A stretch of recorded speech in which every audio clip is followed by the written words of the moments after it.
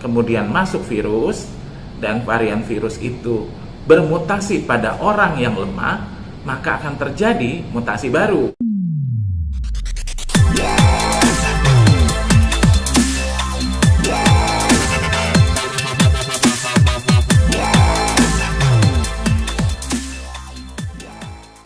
Halo, saya Dr. Yusuf. Terima kasih untuk kesempatan yang diberikan untuk Satu Nusantara News. Jadi PPKM itu memang resmi sudah dicabut dan kita cukup bersyukur.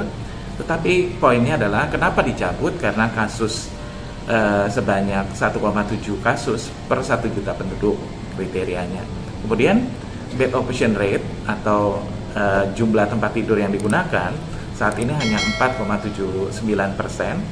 Dan juga positivity rate per minggunya hanya 3,35%. Nah, angka kematian juga hanya 2,39%. Kalau kita tahu di awal pandemi itu angka kematian bisa 4-3% lebih, ya.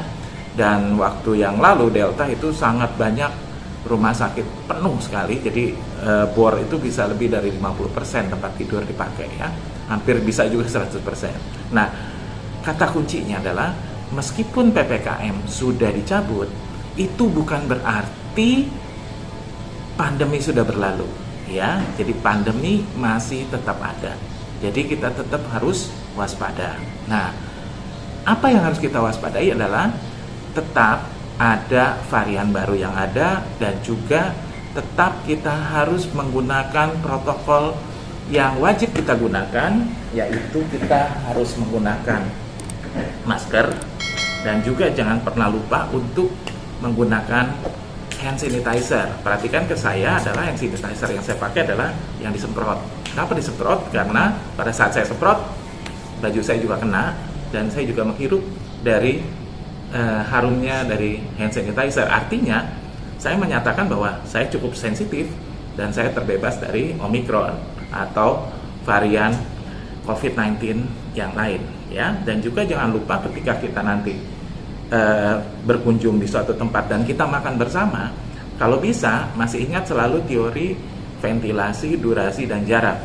Apa yang dimaksudkan dengan ventilasi? Kalau kita mau makan di luar, kita perhatikan tempat yang ventilasinya bagus. Kemudian makin lebar ruangannya, makin baik sirkulasi udaranya, misalkan di luar gedung, ya, itu jauh lebih baik. Kemudian durasi, jadi kita makan jangan terlalu lama-lama. Kalau makin lama kita makin beresiko, ya. Kemudian jarak, jadi kalau saya selalu membiasakan kalau kita pilih restoran, kita pilih restoran yang sepi, jangan yang ramai. Kalaupun dia misalkan ramai banget, kita ada baiknya kita tunggu sampai jam yang sepi. Jadi misalkan kalau orang-orang makan jam 12, jam 1, makan jam 1 lewat, pasti udah lebih sepi, ya. Nah, berikut lagi ketika Anda membuka masker, jangan lupa misalkan Anda mengoleskan sesuatu entah kayu putih atau apapun juga silakan, karena pada saat Anda makan kan Anda tidak menggunakan masker, ya. Dan juga Anda harus ingat, Anda siapkan selesai makan biasakanlah minum air hangat. Nah, teman-teman sekalian, kita harus menyadari bahwa perang pandemi ini belum selesai.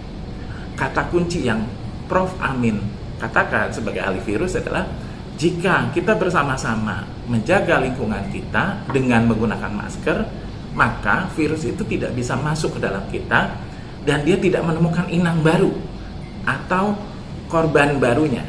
Apa yang terjadi? Virus itu tidak akan bisa bermutasi. Sehingga kalau virus itu tidak bermutasi, maka kita semua mengenali si virus yang sudah kita kenali lewat vaksin dan juga imunitas yang sudah terjadi di Indonesia, maka kita akan sadar ketika virus itu masuk dan kita siap sedia. Semua pasukan imunitas kita siap untuk melawan virus. Apabila kita lepas masker, kemudian masuk virus, dan varian virus itu bermutasi pada orang yang lemah, maka akan terjadi mutasi baru. Dan ketika ada mutasi baru, kita jadi repot. Karena akan terjadi varian baru di mana varian ini bisa saja tidak dikenali oleh tubuh kita. Karena beda varian, ya. Kita bisa tahu misalkan kalau kita beli handphone, colokannya aja beda gitu, ya. Nah, Sama seperti itu. Jadi virus pun itu berbeda-beda tipenya, dan tubuh kita hanya mengenali yang pernah dikenalkan. Kalau varian baru yang belum dikenalkan, bisa-bisa dia bingung gitu loh. Nah, oleh sebab itu, yuk kita tetap pakai masker dan kita menggunakan hand sanitizer.